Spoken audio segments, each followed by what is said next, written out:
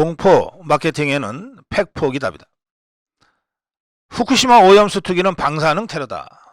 이거 지금 국회 앞에 더불어민주당 종북 주사파들이 걸어놓은 프래카드의 문구입니다. 후쿠시마 오염수 투기는 방사능 테러다. 더불어민주당이 이 후쿠시마 오염수에 완전히 꽂혔어요. 당력을 총동원하고 있습니다. 28일 현재 장외 집회하면서 후쿠시마 오염수 방류 반대 서명 운동을 시작했는데 10만여 명이 참여했다고 합니다. 또 다음 달 3일 부산에서 장외 집회를 열어서 후쿠시마 오염수 방류 반대 결의안 채택도 하겠다고 하고 오염수 시찰단을 대상으로 현안 질의도 추진하고 있습니다. 이자들이 내뱉는 말은 거칠기 짝이 없어요. 이재명이는 후쿠시마 원전 핵물질 오염수는 위험하기 때문에 안전하지 않기 때문에 인체에 유해하기 때문에 섞어서 바다에 갖다 버리는 것이다. 함께 쓰는 우물에 독극물을 퍼넣으며 안전하다고 주장한다 그랬어요. 정화 처리돼서 IAEA가 안전하니까 방류해도 좋다고 하는 보고서가 나올 경우에 그에 의거해서 방류하겠다고 하는 정화 오염수 오염 처리수 정화 처리수 아직은 오염수입니다만 이제 방류가 시작하면 오염 정화 처리수가 되는 건데요. 이걸 독극물이라고 하고 있어요. 또 이 더불어민주당 이 쪽에서는 오염수가 안전하면 마셔봐라 뭐 이런 식의 발언도 적지 않습니다. 그 유국희 시찰단장인가? 진짜 현장 가서 좀 한 잔 마시고 오지 그랬어요. 정청래는 대통령실부터 후쿠시마 표 오염 생수를 주문해 마시라 뭐 이런 따위로 선동하고 나섰습니다. 이렇게 더불어민주당의 일방적인 후쿠시마 오염수 반대 선동, 이거 제2의 광우병 사태를 노린 선동인 것 같습니다. 북한에서도 이 오염수 가지고 괴 물고기가 출현했다는 둥 해서 여론 선동을 하라고 지금 계속 부추기고 있지 않습니까? 또 후쿠시마 이 광우병 사태 때 재미 좀 본 이 종북 주사파들이 후쿠시마 오염수 그냥 지나갈 리가 없죠. 특히 어느 때보다도 건강이나 생명, 환경에 대해서 민감한 우리 국민들의 감성을 자극할 수 있는 좋은 소재다. 이런 생각들을 저 종북 주사파들이 하고 있습니다.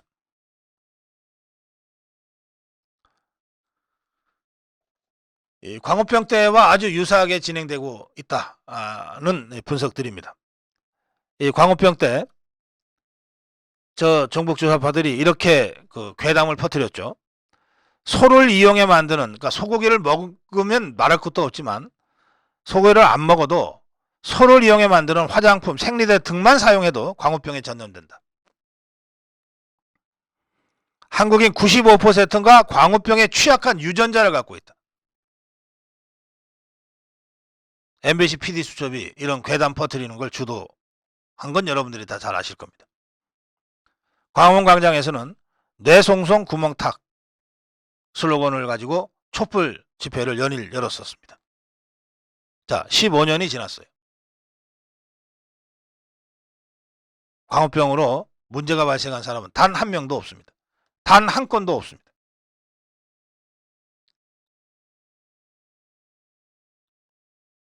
이 광우병 사태 비과학적 음모론에 불과했습니다. 악질적 선동이었다는 평가가 이제는 객관적으로 나오고 있습니다. 그런데 후쿠시마 오염수 가지고서도 이 광우병 때처럼 국민들의 안전에 대한 또 생명에 대한 이 예민한 이 감성을 자극해서 공포 마케팅을 하면 나중에 15년 후에 다시 괴담으로 밝혀지더라도 일단은 먹힐 수 있다. 이런 계산으로 무조건 지르고 보고 있습니다. 그런데 광우병 때와 지금 국민들의 수준과 상황이 많이 달라졌어요.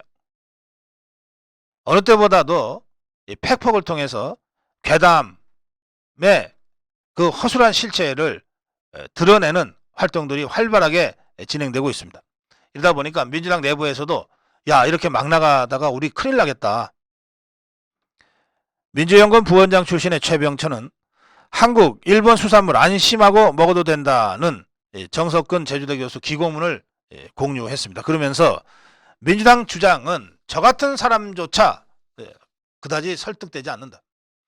민주당이 오염수의 심각성만 부각하면 수산업 종사자 생계를 위협하고 오히려 역풍이 불 수 있다.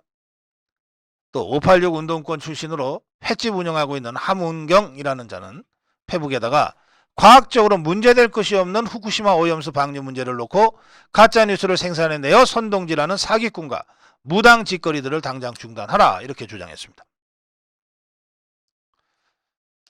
그런데도 이재명이와 더불어민주당이 후쿠시마 오염수 정치 쟁점화를 위해서 총력전을 펼치는 것은 돈봉투 의혹, 코인 의혹으로 잔뜩 수세에 몰린 국면을 어떻게든 좀 뒤집어 보려고 하는 얄팍한 정략적 계산에 따른 것으로 보입니다.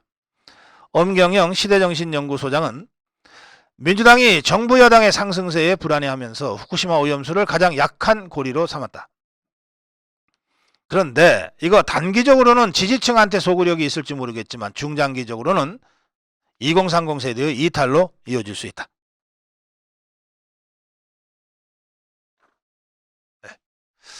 저는 광우병 때와 상황이 확연히 다르다.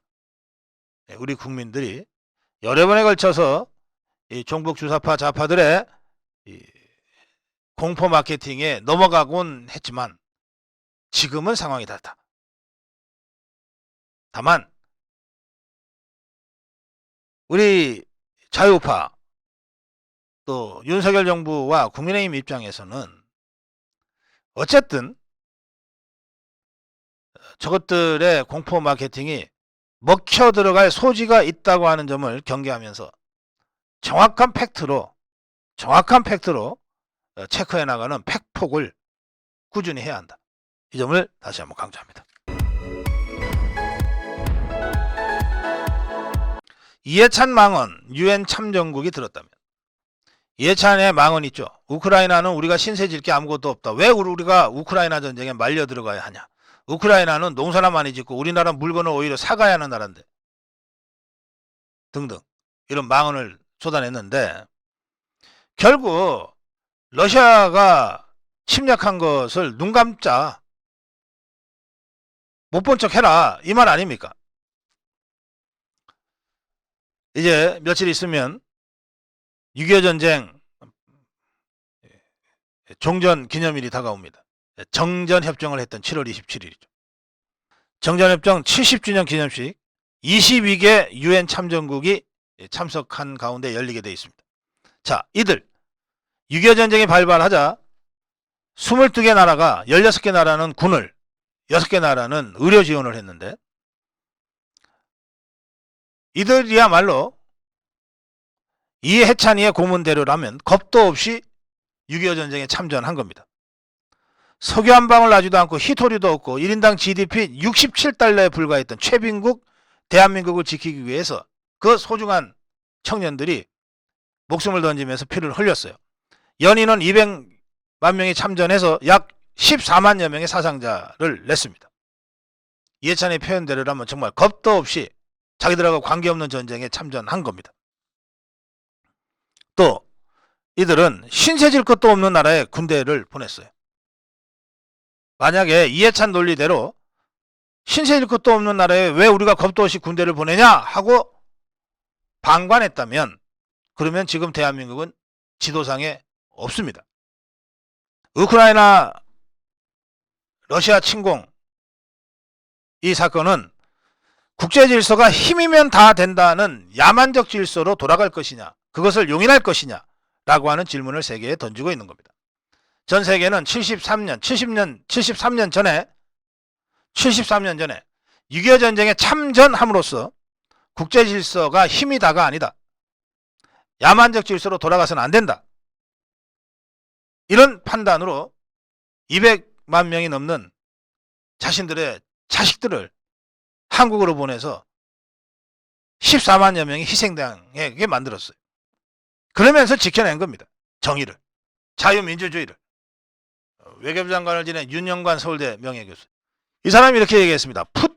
우크라이나 침공을 한 푸틴의 논리를 수긍하면 한국을 둘러싼 강대국들이 미래에 한국을 무력 침공하는 것을 합리화해 주는 것이 될 것이다.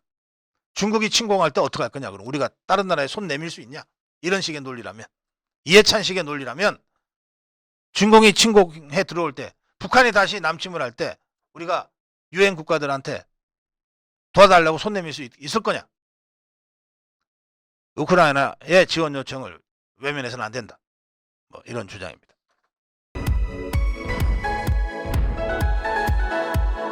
내로남불보다 더 무서운 언론 통제와 언론 순치. 어제 일본 해상자위대 호위함이 우길기 문양, 이게 가운데 일본 깃발이 있고 이렇게 빛처럼 이렇게 나가 있는 그 우길기 문양의 자위함기입니다. 자위함기를 개양한 채 부산에 입항했습니다. 이걸 보고 더불어민주당이 윤석열 정부가 국민의 자존심을 짓밟았다 이렇게 비난하고 나섰습니다. 그런데 이것들이 정권 잡고 있던 2017년 똑같은 자위함기를 단 일본 함대가 국내에 기항했던 사실이 사진으로 찍혀서 확인이 됐습니다. 근데 중요한 것은 이번에 일본 자위함기가 우길기 문양의 자위함기를 일본 해상자위대 호위함이 우길기 문양의 자위함기를 개양하고 부산에 입항한 것은 바로 보도가 됐는데 2017년에 문재인 종북 주사파 때는 분명히 똑같이 일본의 해군 전함이 자위함기를 가지고 개양하고 들어왔는데 전혀 보도되지 않았다는 겁니다. 그게 뉴스 가치가 없어서 보도되지 않았을까요? 그러면 지금은 그게 왜 갑자기 뉴스 가치가 있어서 보도가 됐을까요? 저는 이것은 언론 통제, 문재인 종북 주사파 정권의 언론 통제의 결과고 또 그 언론 통제에 단 한마디 항의도 못하고 그대로 통제하는 대로 따랐던 순치된 좌파 언론의 합작품이라고 생각합니다. 그러니까 이 무식한 것들이 지것들 정권 잡고 있었을 때 똑같은 일이 벌어졌는데도 그걸 알지도 못하고 단순히 우길기 모양의 자위함기가 개양된 채 부산에 입항했다는 이유로 윤석열 정부가 국민의 자존심을 짓밟았다는 등 하는 식의 친일 공격을 하게 된 겁니다. 일본 해상자위대 호위함 하마기리함은 어제 오전 9시 30분쯤에 부산 해군 작전기지에 입항했습니다. 1954년에 제정된 일본의 자위대법 시행령에 따르면 자위대 선박은 자위함기를 일장기와 함께 개양해야 합니다. 또 우리 국방부는 일본 함정이 자위함기를 단체 방한하는 게 통상적인 국제 관례라는 입장이어서 문제 삼을 일이 아니다 이런 입장입니다. 그런데도 더불어민주당 친일 프레임으로 윤석열 정부를 맹비난하고 나섰습니다. 강선우라는 자, 이 대변인인데 이 자는 윤 정부가 기어코 우길기를 단 일본 자위대함의 입항을 허용해줬다. 우길기는 일본 군국주의의 상징이다. 일본의 식민지배에 면제비를 준 것도 부족해 일본의 군국주의마저 눈감아주려고 하냐? 이렇게 비난했는데 이 강선우라는 자한테 2017년 문재인 종북 주사파 때 똑같은 우길기를 자위함기를 달고 들어온 이 사진을 갖다 줘야 되겠습니다. 이게 문재인 종북 주사파 정권 때만 그랬던 것이 아니고 김대중 정부 때도 그랬습니다. 문재인 정부 때 2017년 10월 해상자위대 훈련단 기함인 카시마함, 구축함, 하루사메함, 이 평택 동항 제1부두에 입항해서 나흘간 머물렀는데 두 군함에도 자위함기가 걸려 있었습니다. 당시 어떤 언론도 이를 다루지 않았습니다. 김대중 정부 시절인 1998년에도 국제 관함식 자위함기를 개양한 채 참가한 바가 있습니다. 자, 그래서 이거야말로 내로남불인데 내로남불은 좌파들의 내로남불은 뭐 한두 번 보는 게 아니니까 이상할 것도 없어요. 제가 주목하는 것은 지금 이렇게 어쨌든 언론에 보도될 정도의 뉴스 가치가 있는 기사가 왜 2017년에 문재인 종북 주사파 때는 보도되지도 않았느냐. 그 당시 문재인 종북 주사파 정권이 친일 프레임을 가지고 한일 관계를 마구 패대기 치던 때입니다. 그때 자이항기를 단 일본 함선이 들어왔다면 지금보다 훨씬 더 뜨거운 뉴스가 될 것이 분명한데 왜 어떤 언론도 이를 보도하지 않았는가? 문재인 종북 주사파 정권이 철저하게 언론을 통제한 결과인가?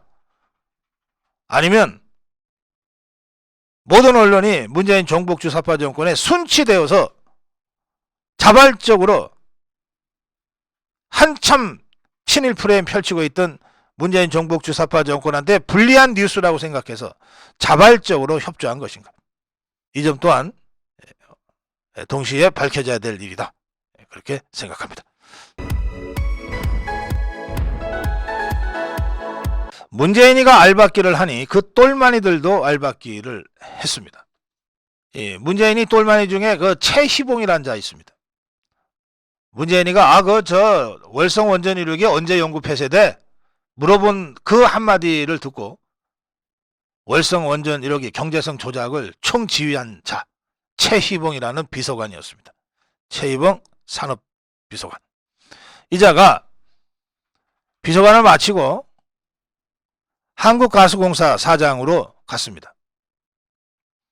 이 한국가스공사 사장으로 있으면서 그 한국가스공사에 소속되어 있는 프로농구단이 있어요. 이 프로농구단에 이미 선수들도 있고 그 코칭 스태프도 있었겠죠. 감독도 있고 있었는데 여기에다가 총감독 자리를 신설해서 지하구 이 최희봉이랑 중학교, 고등학교, 대학교 동문인 가까운 이 지인을 없는 자리 총감독직을 신설해서 갖다 앉혔어요. 그리고 연봉 1억 4천을 줬습니다. 차도 한 대 내주고 기름 넣으라고 카드도 줬답니다. 법인카드를. 또 그런가 하면 총감독과 별도로 외부 단장직을 또 신설을 해서 이 자리도 자기하고 인연이 있는 뭐 고교 동문 누군가를 갖다 앉혔답니다. 이 자리는 연봉이 1억 2,800인가 되고 또 차도 한 대 주고 또 기름 넣으라고 법인카드도 줬답니다.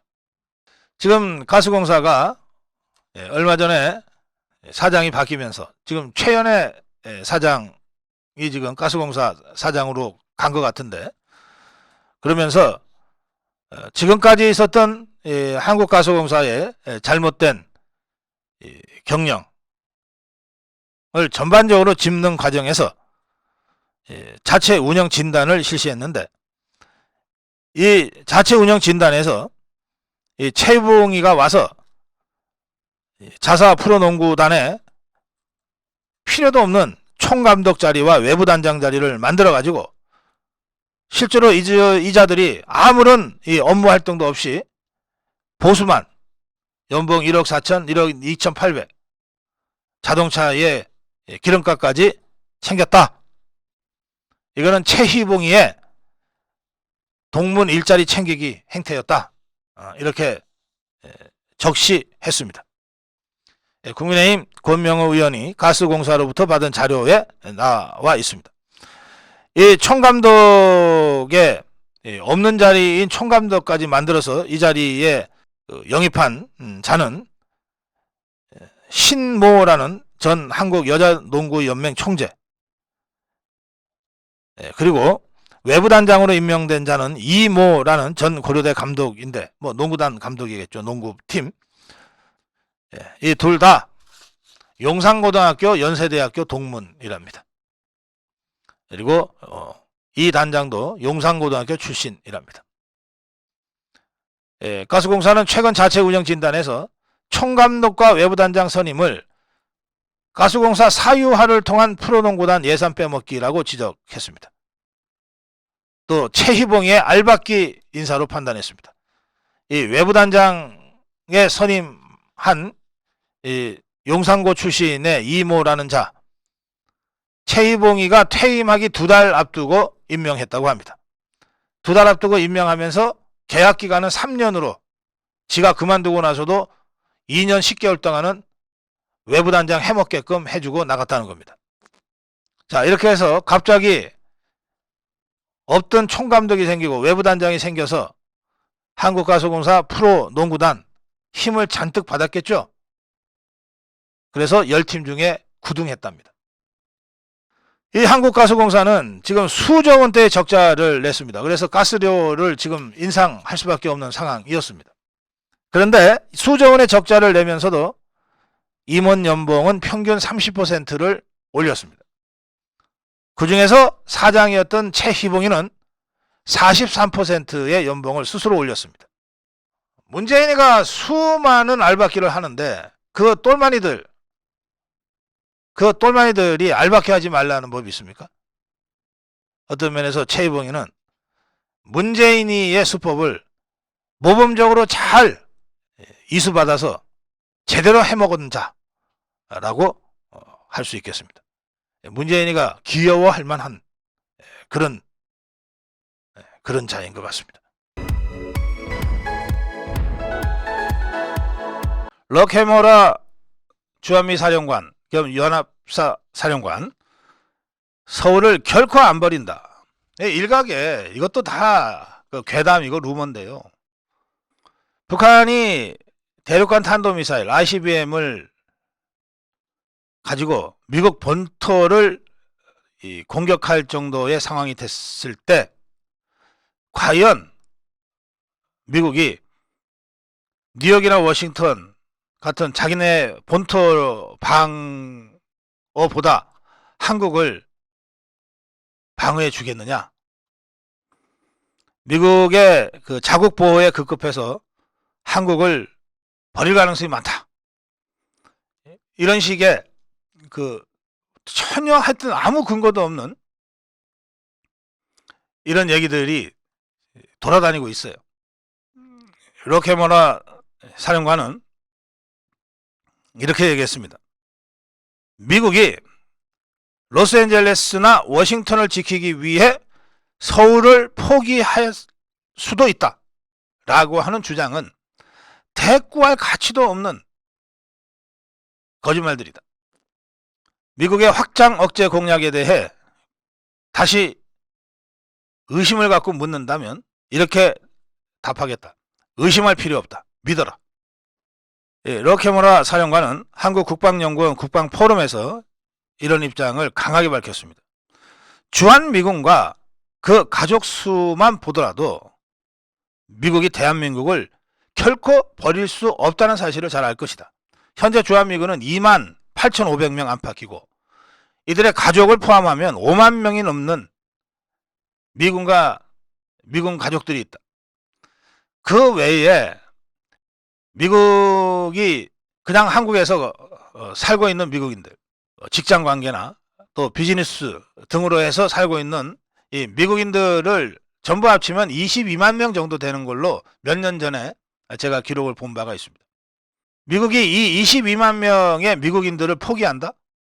그럼 미국이 그냥 간판 내리는 겁니다. 럭해머라 사령관은 군인이니까, 군 사령관이니까 주한미군의 숫자와 그 가족들의 숫자만 얘기했지만 실제로는 25만 명 전후가 되는 25만 명 정도의 미국인들이 늘 한국에 상주하고 있습니다. 이런저런 이유로 나가는 사람도 있고 들어오는 사람도 있고 뭐 이 단어 자체가 별로 좋은 뉘앙스의 단어는 아니지만 미국의 존재, 미군의 존재와 미 시민들의 존재는 우리 입장에서는 안보의 인계철선과 같은 겁니다. 그리고 럭해머라 사령관이 그 점을 그냥 솔직하게 시인했어요. 우리는 미군과 미군 가족들 5만여 명의 이 미군과 미군 가족들 때문에라도 한국을 포기할 수 없다. 이 정도 얘기했으면 더 이상 이런 괴담 떠돌지 않기를 바랍니다. 그러면서 럭해머라 사령관이 이렇게 얘기합니다. 한국전쟁 당시에 대한민국을 지키기 위해 피 흘린 미국인들의 목숨을 생각해보라. 6.25 당시에 대한민국을 지키기 위해서 전사한 미군이 3만 6천 명이 넘습니다. 대한민국에 대한 확장 억제 공약은 워싱턴 선언에 나와 있던 미국의 모든 능력으로 뒷받침할 것이다. 하면서 마지막 메시지가 이렇습니다. 징기스칸은 화살 하나는 쉽게 부러뜨릴 수 있지만 여러 발의 화살 뭉치는 누구도 부러뜨릴 수 없다. 고 말했다. 하나의 깃발 아래 한미가 같이 갑시다.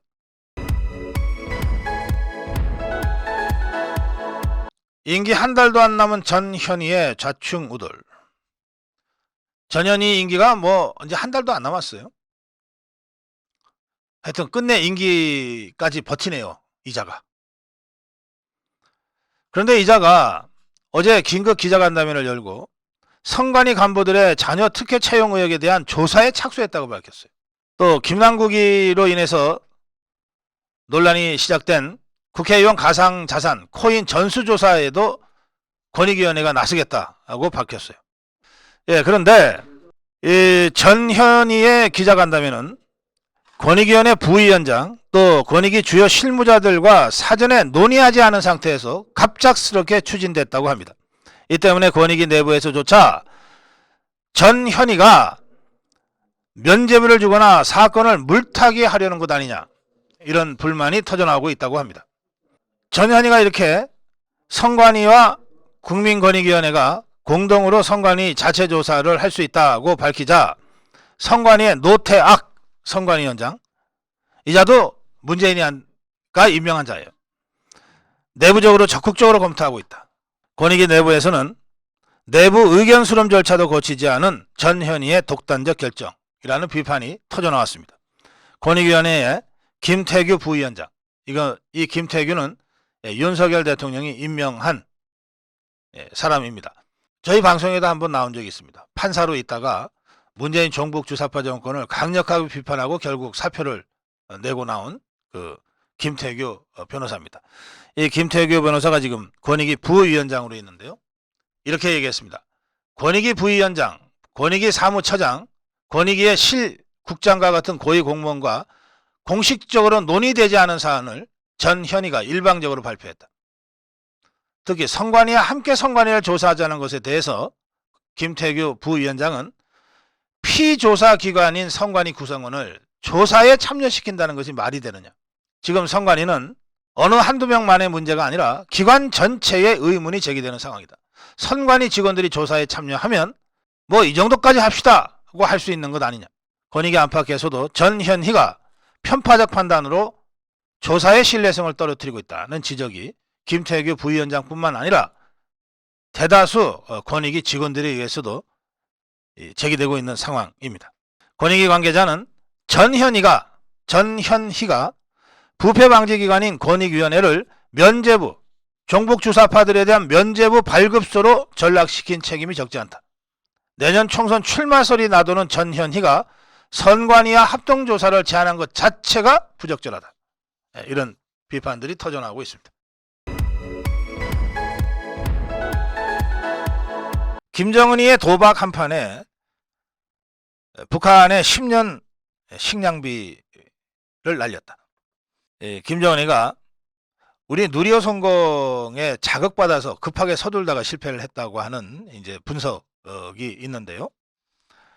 이렇게 해서 정찰위성에 발사 실패했는데 이것 때문에 북한 주민들은 앞으로도 10년간 계속 굶주림에 내몰리게 됐다. 이거 계산을 해보면 간단하게 나온다는 겁니다.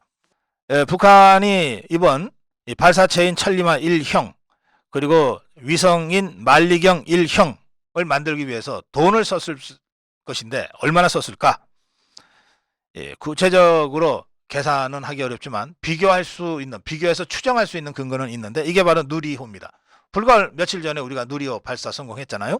우리가 성공시킨 이 한국형 발사체 누리호 개발은 12년 3개월간 2만여 명이 투입돼서 공식 예산만 2조 가까이 들어간 그런 발사체입니다. 그리고 여기에 정찰위성, 고성능 영상 레이더 탑재된 위성 4기, 전자광학, 적외선 탑재 위성 등 정찰위성 5기를 확보하는 이 사업에만 1조 2천억 원이 투입됐어요. 그러면 발사체에 이런 위성을 앉혀서 발사를 성공시키는 거니까 이 전체 비용은 3조 2천억 가까이 됩니다. 3조 2천억 가지고 누리호에 인공위성 탑재해서 성공시킨 거예요. 3조 2천억. 북한은 물론 노동력 같은 거, 임금 같은 거 안 주고 하겠죠. 강제 노동 시키듯이 하겠죠. 그걸 감안하더라도 어쨌든 3조 가까운 돈이 들어야 발사체에다가 위성을 앉혀서 발사할 수 있다는 거예요. 현재 북한이 극심한 식량난에 허덕이고 있죠. 미 국무부가 발간한 세계 식량 안보 평가 보고서에 따르면 지난해 북한의 식량 부족분, 자기들도 어쨌든 농사는 지으니까 그걸로 안 돼서 120만 톤을 어쨌든 외국으로부터 수입을 해야만이 북한 주민들이 먹고 살았어요. 이게 잘 안 돼서 굶어 죽은 사람들이 계속 생기는 겁니다. 미 국무부, 미 농무부는 앞으로도 북한이 작년에는 120만 톤 부족했고 앞으로도 북한이 매년 80만 톤 정도의 식량은 계속 부족하고 바깥으로부터 들여와야 될 사정이라고 분석 추정했습니다. 그럼 이거 수입하려면 돈 들어가잖아요. 이 북한이 매년 80만 톤의 식량을 뭐 중국이라든지 주로 이런 데서부터 사들일 경우에 돈이 얼마가 들어가냐? 매년 3,600억 정도 들어갑니다. 80만 톤. 식량 80만 톤에 3,600만 원. 3,600억.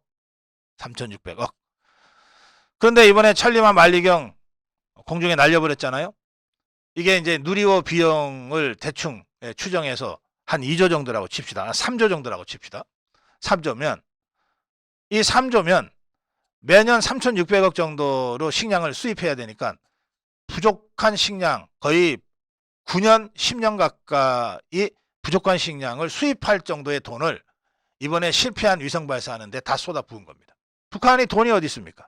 그러니까 결국 이 실패한 위성 발사 한 대 때문에 북한 주민들이 10년 동안 계속 굶주림에 시달려야 되고 아사자가 발생할 수밖에 없는 상황이 되게 된다는 겁니다. 직접 비교는 안 되지만 이렇게 간접적 추정과 비교를 통해서 보면 그렇다는 겁니다. 그래서 김정은이의 도박 한 판에 10년 식량비 날렸다. 이런 얘기가 나오게 되는 겁니다. 이게 그 위성 발사만 있는 게 아니지 않습니까? 작년에 북한이 1년간 발사했던 탄도미사일이 모두 73발입니다. 73발.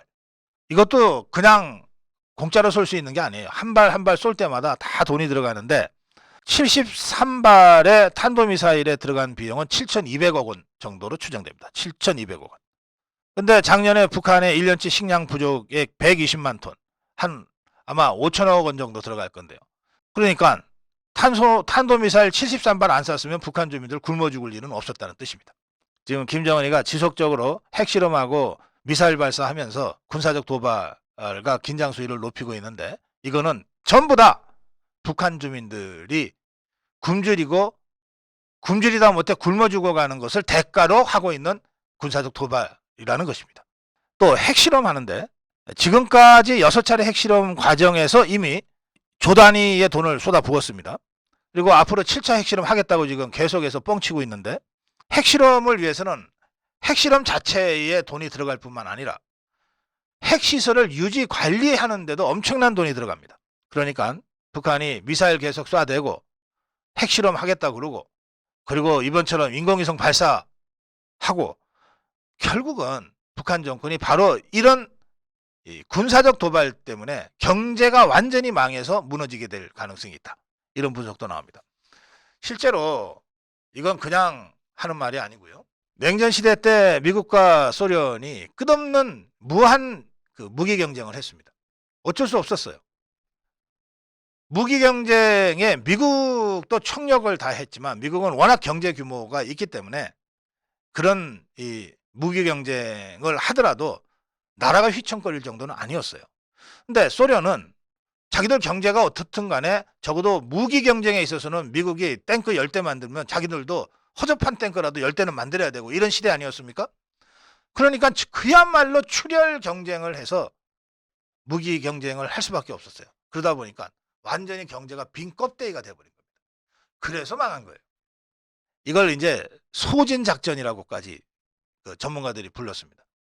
끝없이 무기 경쟁을 해서 이 무기 경쟁에서 지지하려면 경제력을 받침해 줘야 되는데 튼튼한 경제력을 갖고 있는 미국과 경제적으로 허약하게 짝이 없는 소련이 무기 경쟁을 한 수십 년 하다 보니까 결국은 완전히 경제력이 소진되는 바람에 정권이 가만히 놔뒀는데 스스로 무너졌다는 거예요. 저는 북한도 지금 그런 상황으로 이미 돌입했다고 생각합니다. 따라서 미국이 소련을 무너뜨렸듯이 우리가 또 한미일이 중국과 러시아의 후원을 받고 지원을 받고는 있지만 이 북한이라고 하는 게 그 정도로 견딜 만큼의 무슨 경제력이 있는 게 전혀 아니잖아요.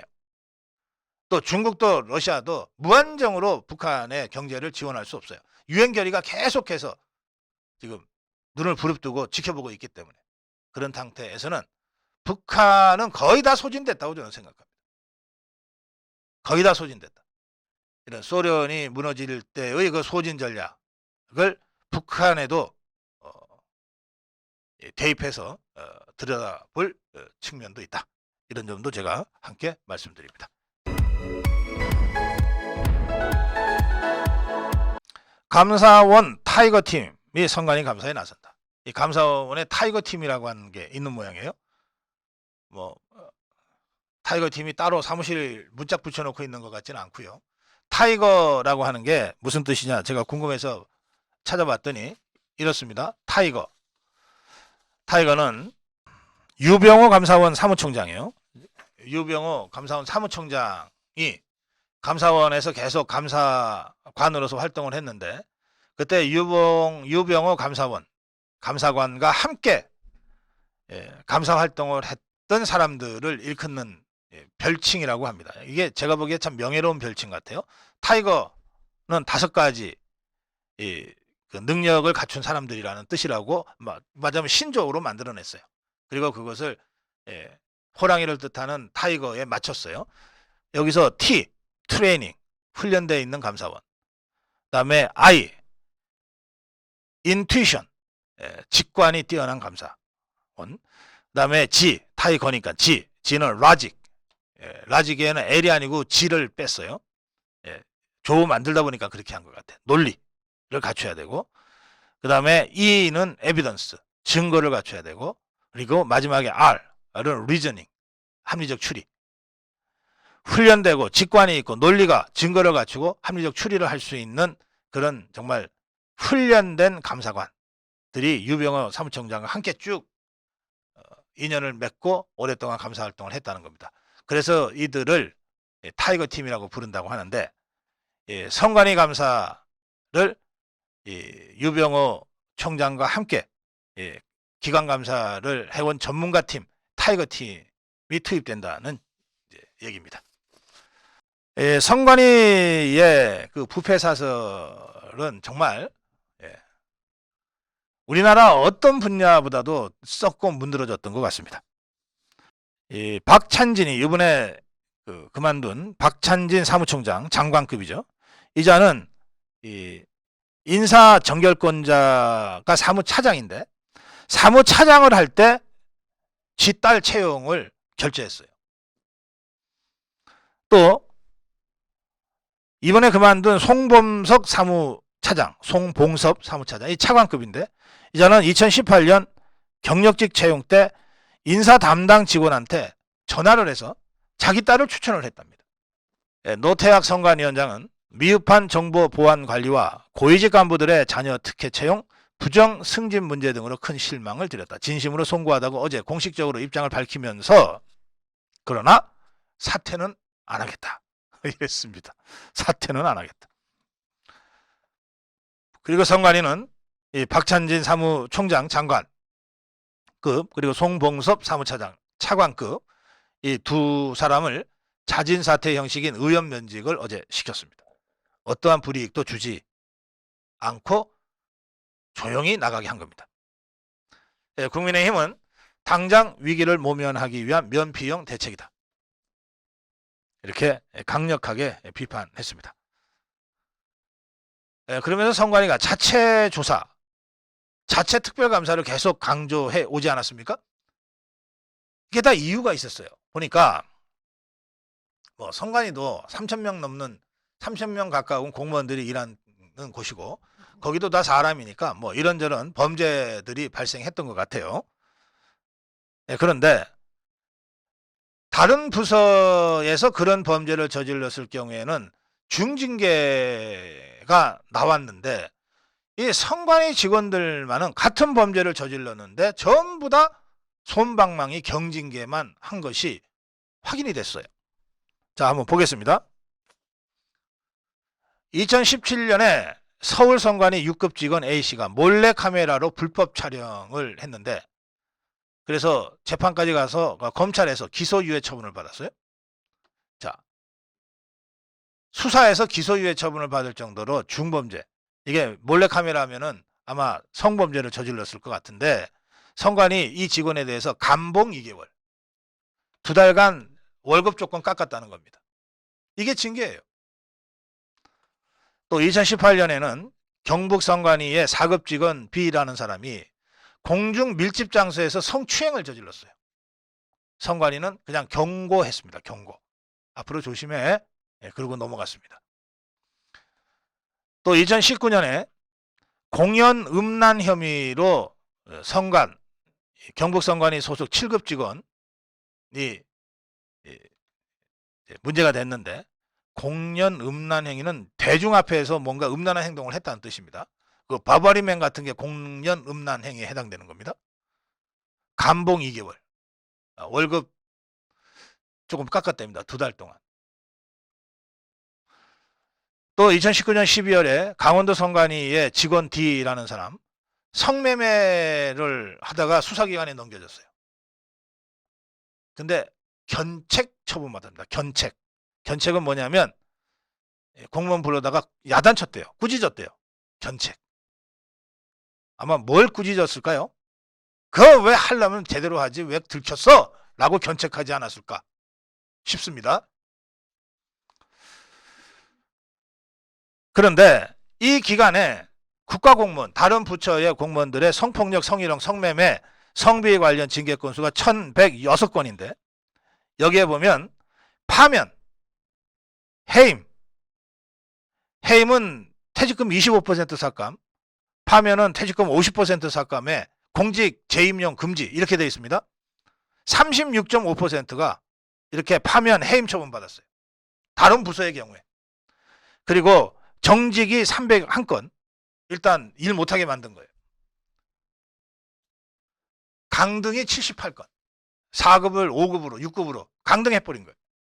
다른 일반 국가공무원들의 경우에는 이렇게 중징계를 받았는데 선관위는 견책, 경고 세게 받은 사람이 2달간 월급 삭감, 다 안 준 것도 아니고 얼마 깎아서 주고. 이래서 선관위 직원들이 다른 공무원들보다 정말 관대하게 처분을 받았던 것이 확인이 됐어요. 국민의힘 관계자는 같은 성범죄를 저질러도 평범한 공무원들은 상당수 정직 이상의 무거운 징계를 받았는데 선관위 직원들은 가벼운 조치만 받았다. 선관위가 그들만의 리그를 형성해서 전혀 견제받지 않았다는 것을 보여주는 대표적 사례다. 그래놓고 이번에 문제가 되니까 또 자체 감사하겠다고 한 것이다. 이 노태하기가 잘못했다고 하면서도 사퇴는 않겠다고 했죠. 이 선관위원장. 유상범 국민의힘 수석 대변인은 노태하기의 기자회견을 이렇게 한마디로 딱 정리했습니다. 잘못은 했지만 책임은 지지 않겠다고 하는 영혼 없는 사과다. 이자가 잘못은 인정했어요. 그런데 책임은 지지 않겠다. 그런데 박찬진 사무총장과 송봉석 사무차장, 이자들을 누가 임명했냐? 노태하기가 임명했어요. 다른 거 다 떠나서. 박찬진이 송봉섭이 임명한 책임은 져야 되지 않겠냐? 노태학 사퇴는 불가피하다. 이런 주장을 국민의힘은 굽히지 않고 있습니다. 노태하기는 현재로서는 사퇴 계획이 없지만 임기를 채운다는 생각도 없다 이랬어요. 이런 것 같아요. 지금 그만두면 잘못해서 쫓겨나는 거가 되니까 나 그거는 못하겠다. 일단 이번 사태는 넘기고 난 다음에 내가 개폼 잡을 거 다 잡아가면서 사퇴를 해도 하겠다. 이런 뜻 같습니다. 개들이나 개폼을 잡는데. 자, 그래서 더 이상 눈뜨고 봐줄 수 없다. 그래서 감사원이 감사에 나섰습니다. 예, 노태하기가 기자회견을 한 직후 1시간 후에 감사원이 전격적으로 감사 계획을 공개했습니다. 노태하기의 기자회견까지는 지켜봐 준 것 같아요. 근데 이자가 마지막까지 나 개폼은 잡겠다고 하니까 저거 안 되겠다. 우리가 감사할 수밖에 없다. 그래서 감사원은 이번 감사에 기존의 선관위를 담당하는 행정안전감사국 소속 감사 인력 외에도 아까 제가 설명드린 유병호의 직속 부대라고 불리는 이른바 타이거팀을 투입하기로 했습니다. 감사원의 감사를 통해서 선관위를 완전히 공중분해 해체하고 새로 집 짓는 수준까지 탈탈 털어야 된다고 생각합니다. 민노총 종이호랑이 원칙 지켜나가면 별것 아니다. 어제 여러분들은 도저히 상대할 수 없는 강적이라고 알려졌던 민노총이 실제로 보니까 별것 아니다. 허접한 종이호랑이에 불과하다라고 하는 것을 직접 확인하셨을 겁니다. 민노총은 조합원 2만여 명이 참가한 대규모 집회를 서울 도심에서 열었습니다. 이 자들은 5시까지 하겠다고 해놓고 5시가 지나자 계속해서 집회를 이어갔어요. 대놓고 불법 할 텐데 너네가 어떻게 하는지 보자. 뭐 이런 심보였지 않았을까 싶습니다. 경찰이 3차례 해산 명령을 했습니다. 그러자 경찰이 경찰력을 동원하지도 않았는데 3차례 경고만으로 이것들이 자진 해산을 해버렸어요. 별것 아니다니까. 안 싸워보니까 민노총이 대단한 줄 알지 별거 아니라고. 허섭한 종이호랑이에 불과하다는 말이에요. 또 청계천 인간에서 야간 추모 문화제를 하겠다고 했는데 하면서 슬그머니 분신 노동자 분향소를 설치하려고 했어요. 경찰이 서울시의 요청을 받아서 이거 철거해버렸습니다. 철거하자 대들었어요. 노조원들이 4명을 공무집행방해로 현장에서 체포해버렸습니다. 그러자 어떻게 된 줄 아십니까? 경찰이 철거하다 남은 그 쓰레기 같은 천막들 있죠. 민노총이 다 자진 철거해버렸어요. 별거 아니라니까. 이것들이 말이에요. 입은 살아가지고 뭐 말은 거칠게 합니다. 어제 오후 3시에 서울 노동고용청 앞에 노조원 5천 명이 모여가지고 이제 뭐 마이크 잡고 떠들었어요. 뭐라 그랬냐? 건설노조 열받았다. 노조 탄압 중단하라. 그러면서 건설노조 수석 부위원장 강한수라는 자가 살인경찰, 살인정권이 노동자 진압에 몰두했다. 우리는 격식 안 따진다. 언론사 관계자들 보이면 즉시 무대로 끌고 와라. 당장 죽여버리겠다 이랬어요.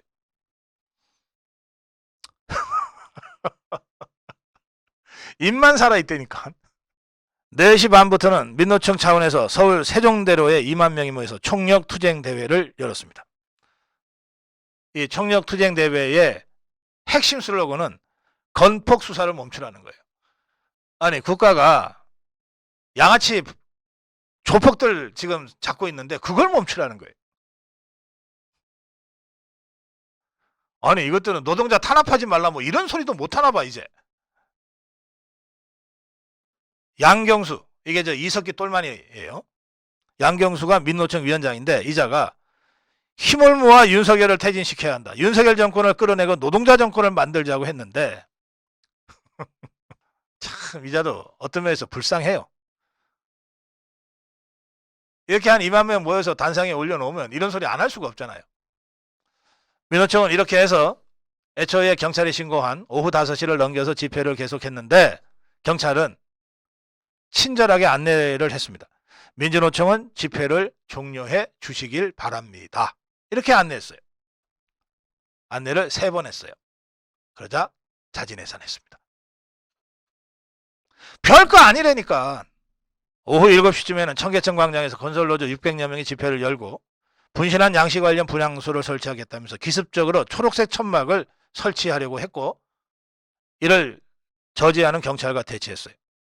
경찰이 또 친절하게 안내합니다.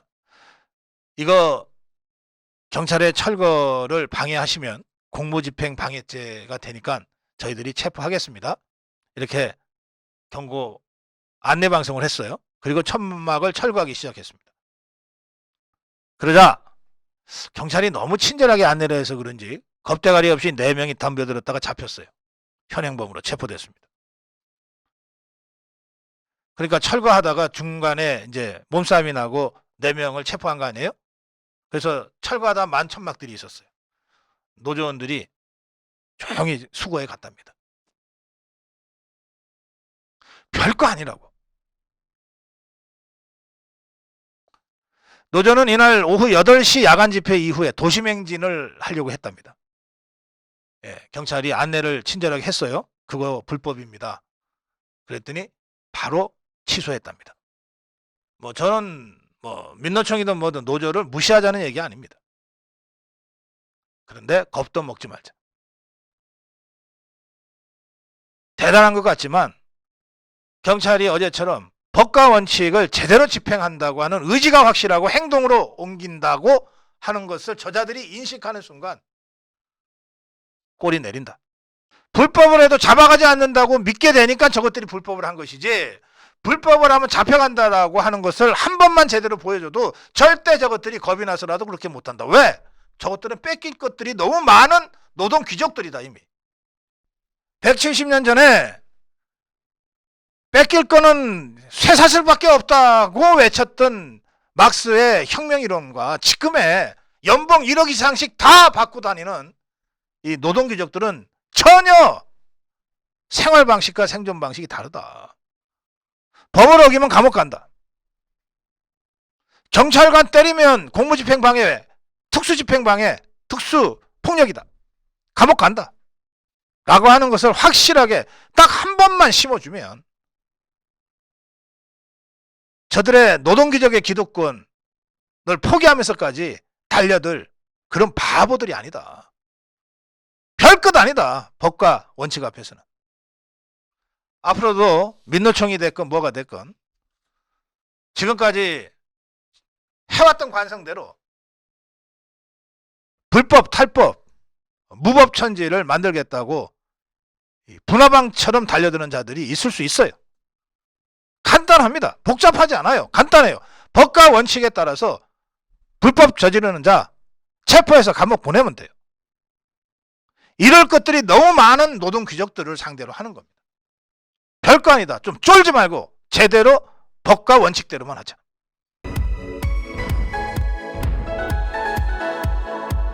(2018년) 문재인 종북 주사파 정권 때죠.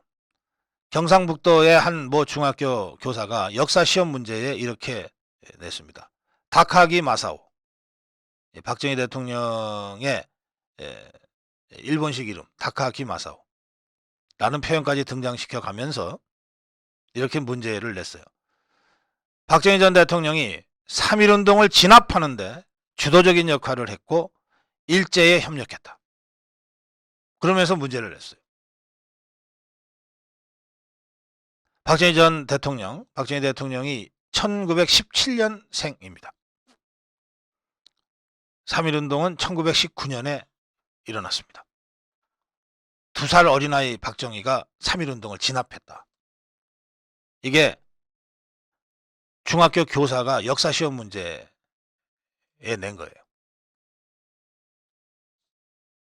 이자 경북교육청에서 징계하지 않고 넘어갔습니다. 조사를 해봤더니 이 교사가 정치적 중립을 어길 의도가 없었던 것으로 판단해서 그냥 넘어갔답니다. 정치적 중립 어길 의도가 없었는지는 모르겠으나 이건 학생들 가르칠 자격이 없는 정말 무식한 자 아닙니까? 당장 쫓아내야죠. 당시 조사는 경상북도 안동교육지원청이 담당했는데 그때 이 사안을 왜 징계하지 않았는지 당시 담당자 중에 남아있는 사람이 하나도 없어서 확인해주기 어렵다고 하는 것이 현재 안동교육지원청 관계자의 얘기입니다. 이게 뭐 얼마 된 거라고. 불과 5년 전인데 5년 전 거를 확인을 못해? 2020년에 또 경상북도의 모 고등학교 교사가 사회주의가 옳다 이렇게 공부 시간에 발언을 했다고 하는 민원이 있어서 경북교육청이 조치를 취하기를 그 고등학교 학교 교장이 재발 방지를 약속했으므로 징계하지 않았다. 이렇게 되어 있습니다. 1921년 광주 광역시엔 한 교사가 당시에 있었던 서울시장 보궐선거 결과를 두고 도저히 이해할 수 없는 결과에 인간 족속들에 대한 환멸이 일었다고 SNS에 적었어요. 광주 광역시 교육청은 이 해당 교사에게 게시물을 삭제하겠다는 답변을 받았으므로 징계하지 않고 넘어갔습니다. 전라북도 2019년 모 고등학교 교사는 전두환 박정희 개 XX 발언을 했으나 징계하지 않았습니다. 같은 해 또 다른 교사는 박근혜 대통령을 희롱하는 발언 등등을 했는데 징계받지 않았습니다. 2019년에 모 중학교 교사는 역대 대통령 중에 문재인만이 잘한 대통령이다. 이런 발언을 하고 징계받지 않았습니다. 2022년 충청남도에서는 대선 직전에 한 교사가 자신의 과거 자신의 학생이었던, 그러니까 이미 그때는 커서 졸업해서 투표권을 갖고 있는 성인들이죠. 한테 카카오톡으로 올바른 후보에게 투표해달라는 메시지를 발송했는데, 그러면서 이 카카오톡 프로필에 이재명 사진을 걸어놨다. 충남교육청 이 교사에게 징계하지 않았습니다. 강원도에서는 2022년 교사가 수업 중에 미국은 남조선 점령군이다. 6.25는 미국이 유인한 전쟁이다. 이태원 압사 참사는 미국인들의 사회문화를 주입받아서 일어난 일이다. 강원도교육청 징계하지 않았습니다. 경상남도에서는 작년 2022년 대선을 앞두고 한 교사가 투표권이 있는 학생들에게 손을 들어보라고 한 후에 윤석열 대선 후보 뽑겠다고 한 학생이 얘기를 하자, 와, 너 완전 극우네 라고 발언을 했는데 경남교육청은 이 교사를 지도만 하고 징계하지 않았습니다. 뭘 어떻게 지도했는지 모르겠네. 2018년에 대구에서는 교사가 수업 중에 보수는 개 XXX 라고 발언을 했는데 징계하지 않았고, 울산에서는 2021년에 한 교사가 영어 수업 중에 디자스트, 재난, 재앙이죠. 이건 이제 우리 사전에 그렇게 나와요. 재난 또는 재앙으로 나옵니다. 디자스트. 그러면서 문 디자스트라는 발언을 했다. 그럼 제대로 했네, 이 사람.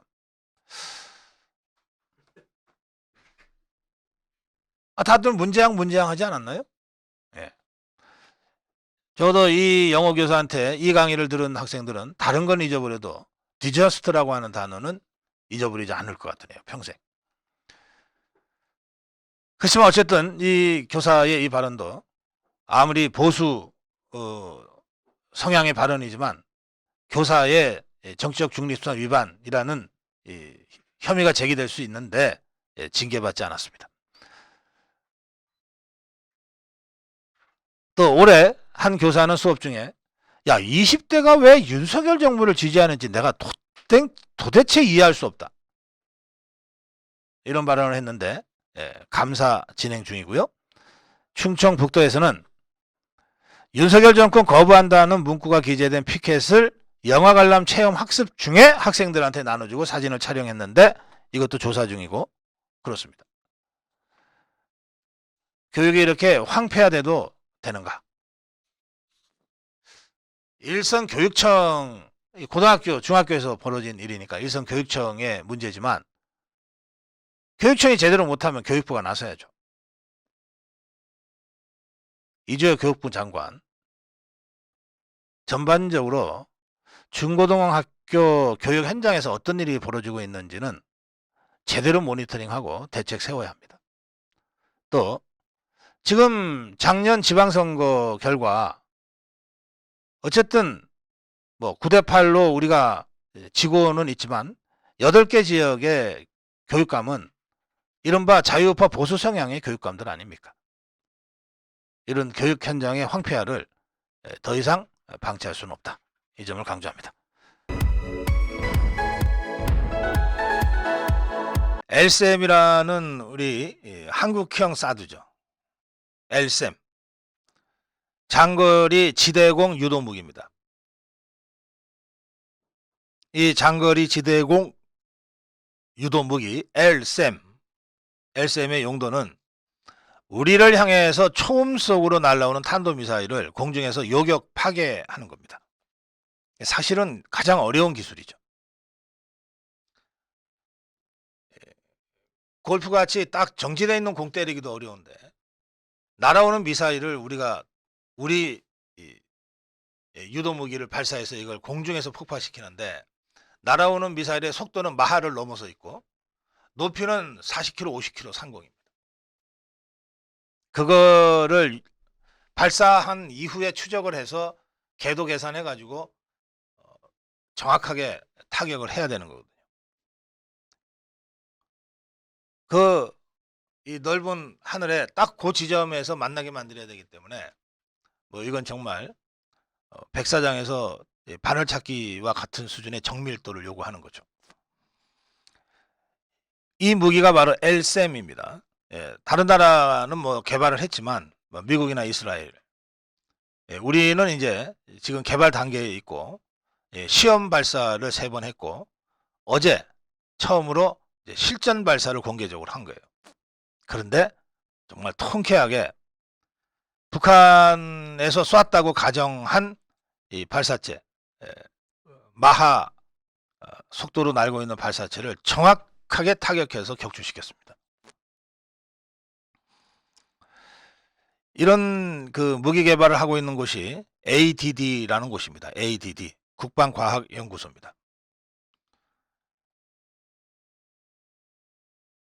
이제 이 방공망이라고 하는 게 그 높이에 따라서 그 속도도 달라지고 정밀도도 달라지기 때문에 이를테면 현재 사드가 그 방어해 내고 있는 상공은 150km 상공에서 40km 상공 사이입니다. 150km에서 40km 사이. 굉장한 그 고도에서 격추시키는 겁니다. 그리고 우리가 많이 익숙해 있는 패트리엇 미사일 있죠. 패트리엇 미사일은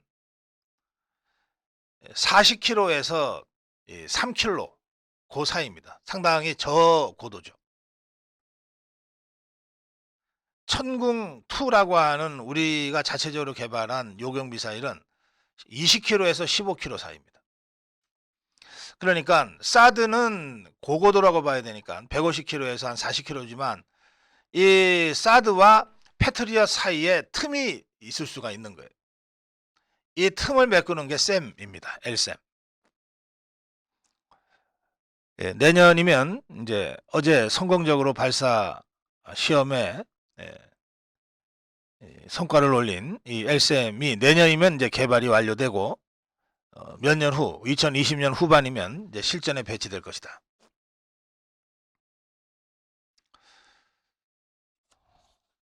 네. 한국형 사드 LSM의 요격 훈련 성공.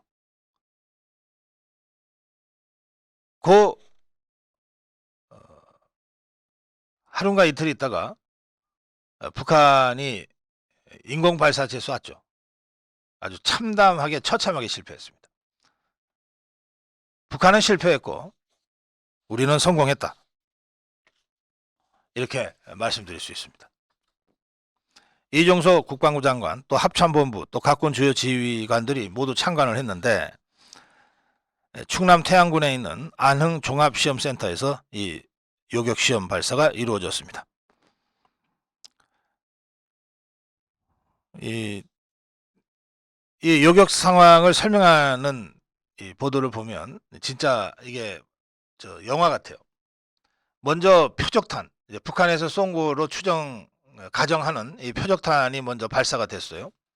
그리고 몇 분 있다가 이 서해 중부 해상에 떠 있던 바지선 발사대에서 LSM의 요격탄이 발사됐습니다. 그러니까 먼저 발사된 표적탄, 그리고 뒤에 몇 분 있다 발사된 이 요격탄, 우리의 LSM이죠.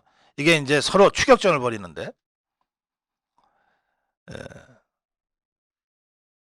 이 요격탄의 정밀 추적 장치 시커가 이 표적탄을 탐지해서 추적하는 역할을 하면서 이제 이 공중에서 두 비행체가 서로 이제 추격전을 벌인 겁니다. 그리고 어제 시험 발사에서는 이 표적탄의 그 뒷부분, 추진체 부분을 타격을 해서 침몰시켰어요.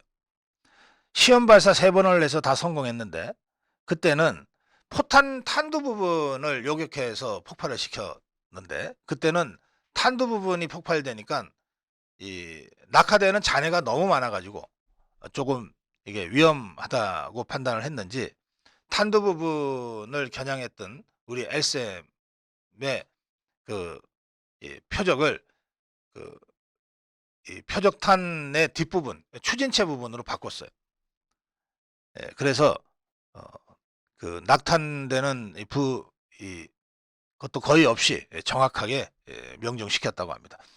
이게 뭐 미사일이 뭐 이렇게 무슨 큰 빌딩 같은 게 아니지 않습니까? 뭐 길어야 뭐 수미터, 수십 미터, 10여 미터인데 여기에 탄두 부분에 겨냥해서 격추시켰던 것을 그 뒤에 추진 부분으로 옮겨서도 정확하게 격추를 시킬 정도로 우리 LSM이 아주 정밀하다는 겁니다. 이 같은 그 성능을 가진 이 무기를 자체 개발해서 성공한 나라는 미국과 이스라엘 두 나라밖에 없습니다. 우리나라가 이제 세계에서 3번째로 이 시험에 성공했습니다. 기자들도 같이 참관을 했는데, 기자들이 이 LSM 미사일의 성공 직후에 이종섭 장관한테 물어봤어요. 북한이 핵무기 탑재 미사일을 발사할 경우에도 LSM으로 타격할 수 있냐? 아니 뭐 같은 미사일이니까 미사일 타격에 성공했으면 뭐 앞에 핵탄두가 있든 없든 타격에 성공하는 것은 당연한 거죠. 그런데 이종섭 장관의 답변은 이랬습니다. 북한이 핵 사용을 기도하면 그 미사일을 뭐 격추 발사시킬 수 있다 이런 게 아니고, 북한의 핵 사용을 기도하면 김정은 정권이 종말이 될 조치를 취하겠다 그랬어요. 그 미사일 하나가 중요한 게 아니다 이겁니다. 이게 확장 억제에 대한 미국과 우리 정부의 공식 입장입니다. 김정은이가 핵 갖고 불장난을 하는 순간 김정은 정권 전체를 초토화시킬 것이다. 김정은 정권의 종말이 될 것이다. 미사일 한두 개 요격 격추하는 게 뭐가 어렵냐. 중요한 것은 그것이 아니고 그야말로 원점 타격. 김정은 정권을 종말을 만들어낼 것이다.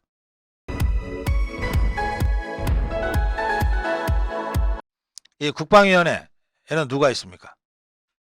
그 방산 주식 장난치려고 했던 그 이재명이가 있지 않습니까?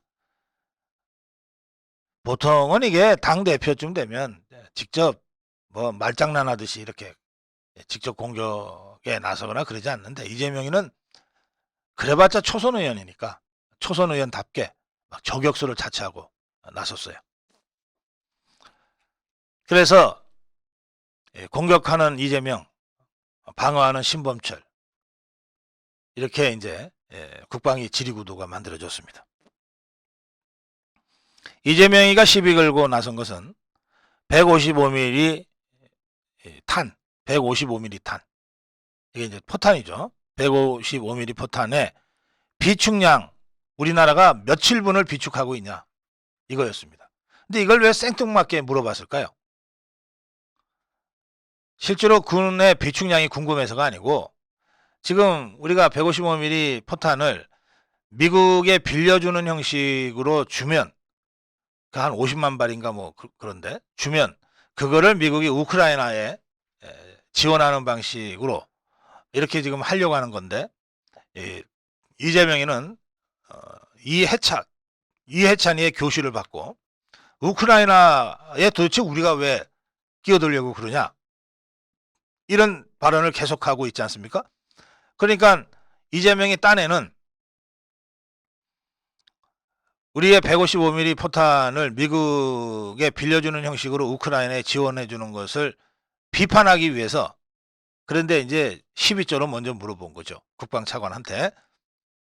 도대체 우리나라 155mm 비축량이 며칠분이나 되냐 물어본 겁니다.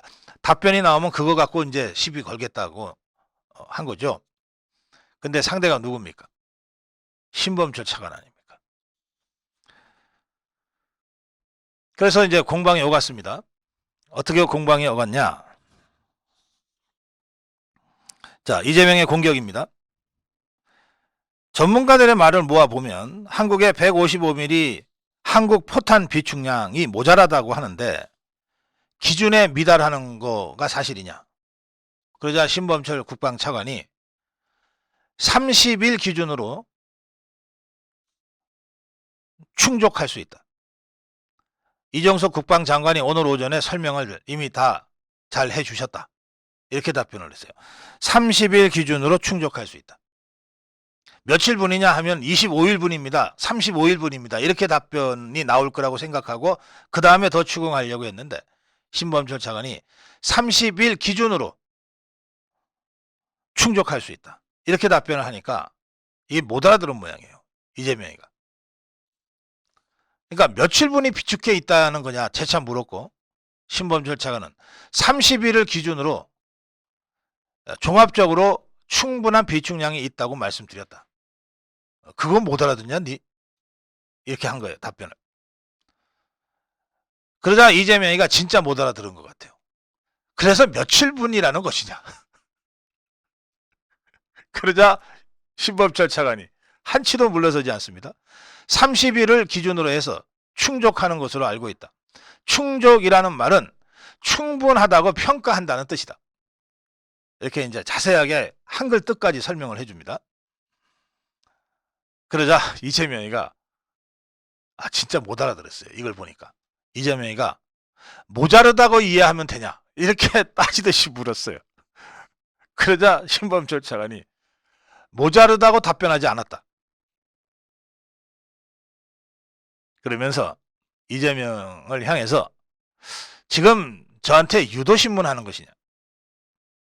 뭔 말을 듣고 싶은 거냐. 모자라다는 말을 듣고 싶은 거냐. 그러면 결국 우리도 모자란데 그래 미국한테 빌려줘 갖고서 우크라이나나 줘 라고 이제 공격하려고 이걸 계속 캐물었던 거예요.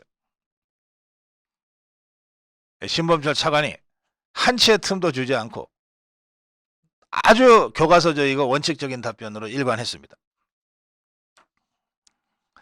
그러면서 지금 질문 유도를 하고 계시냐 이렇게까지 역공을 취했어요. 자, 그러면 이쯤에서 이제 물러나야지.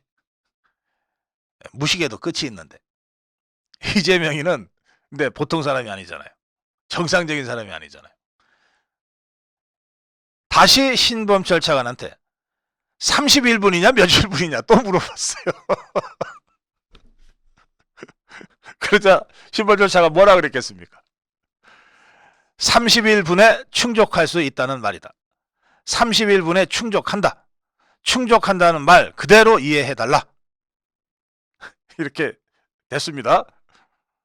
그러자 이재명이가 마침내 감정을 억제하지 못하고 격앙된 말투로 이분이 지금 학생 국어교사 국어시간 연습하는 것도 아니고 왜 이런 식으로 답하냐 이렇게 터뜨렸어요.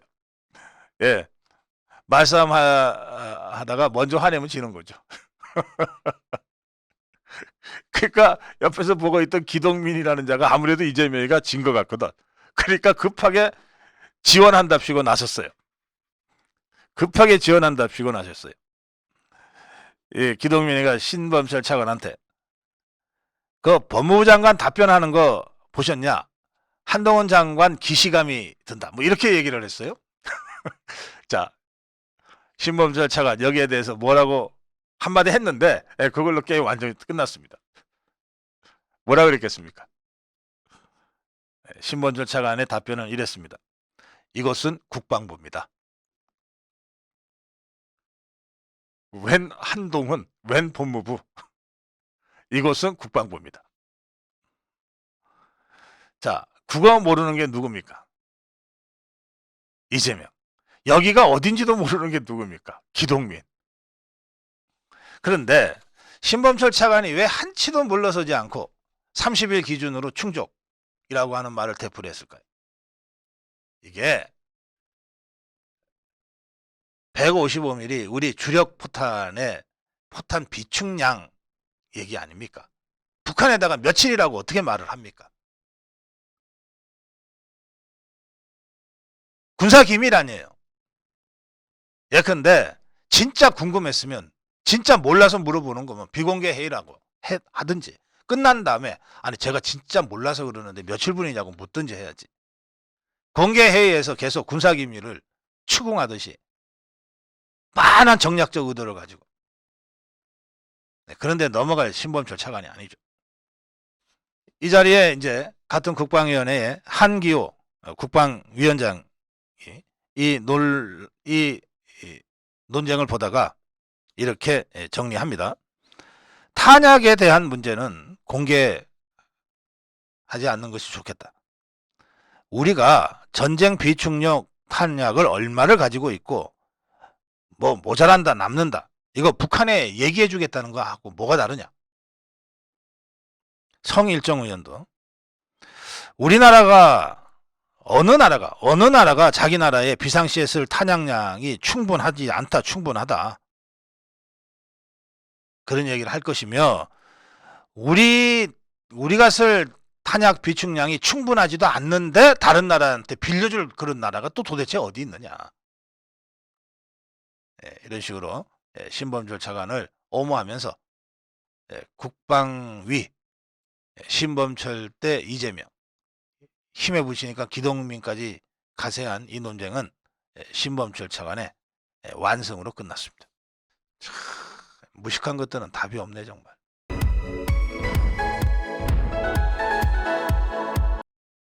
문화체육관광부가 청와대를 국민에게 돌려주는 그 1주년을 기념해서 역대 청와대의 주인들의 소장품, 애장품 또 스토리가 담겨있는 특별한 물건들을 전시하는 그런 기획 전시를 지금 청와대 공원에서 하고 있습니다. 이 청와대는 1948년 대한민국 건국과 동시에 우리에게 다가왔습니다. 그 당시의 이름은 경무대였습니다. 그 경무대라는 이름으로 처음 역사에 등장한 청와대는 작년 5월 국민에게 돌려질 때까지 74년간 12명의 대통령들이 거쳐갔습니다. 이 청와대에 6월 1일 어제부터 이승만 대통령으로부터 시작되는 역대 대통령들의 12명의 물건이 한자리에 모여서 지금 기획전시되고 있습니다. 이 청와대 개방 1주년 기념 기획전시전은 8월 28일까지 개최됩니다. 여기 대통령들이 있었다. 여기 대통령들이 있었다.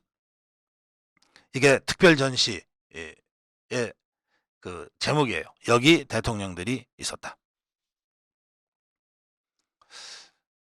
여러분들 꼭 한 번씩들 가보시면 어떨까 싶어요. 여기 대통령들이 있었다. 이승만 대통령 코너 전시품은 파란색의 낡은 영문 타자기가 전시되어 있습니다. 영문 타자기. 영문입니다. 영문.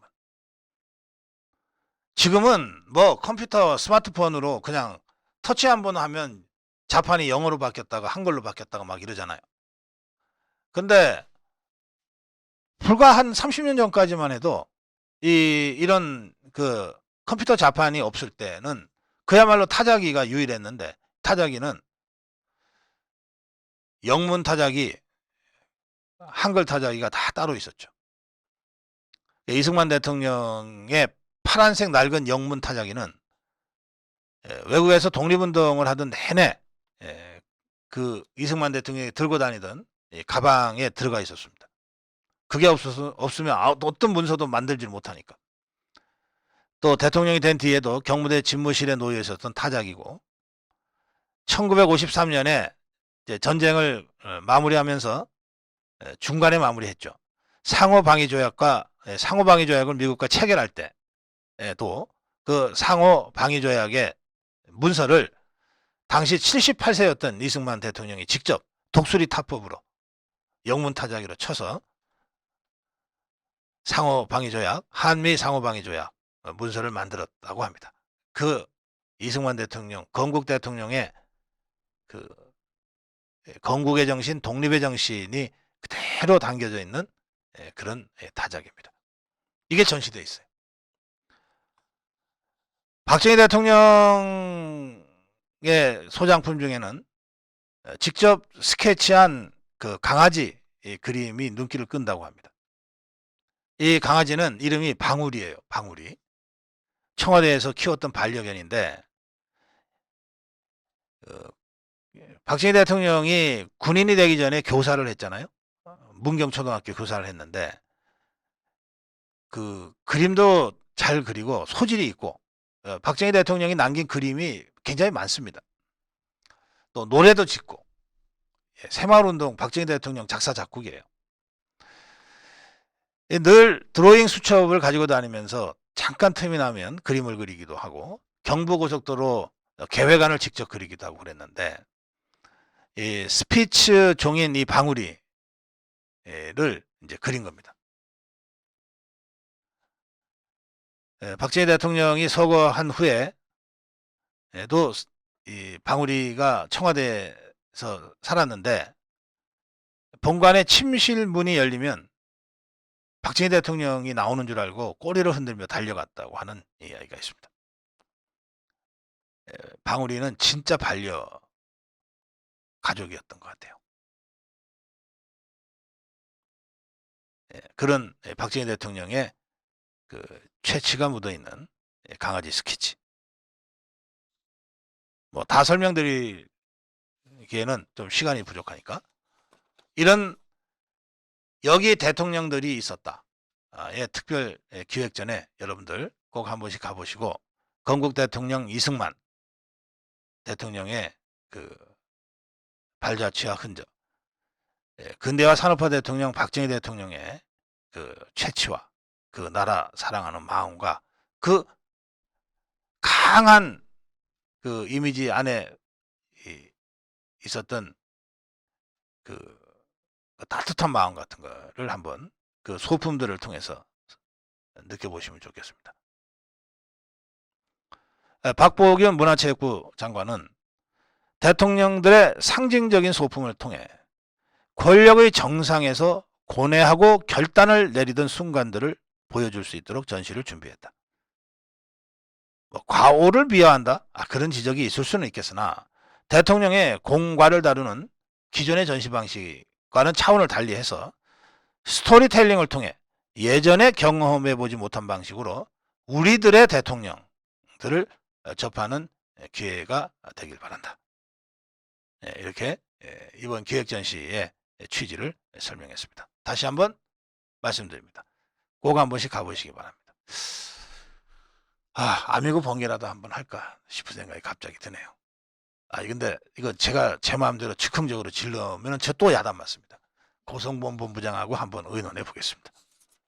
고성국TV는 자유우파의 유일 정론 방송입니다. 고성국TV는 윤석열 정권을 지켜내고 2024년 총선을 승리로 이끄는데 모든 힘을 다 쏟아부을 것입니다. 고성국TV가 어떠한 외압에도 흔들리지 않고 오로지 자유우파의 정론 방송으로 나아갈 수 있도록 후원해 주십시오.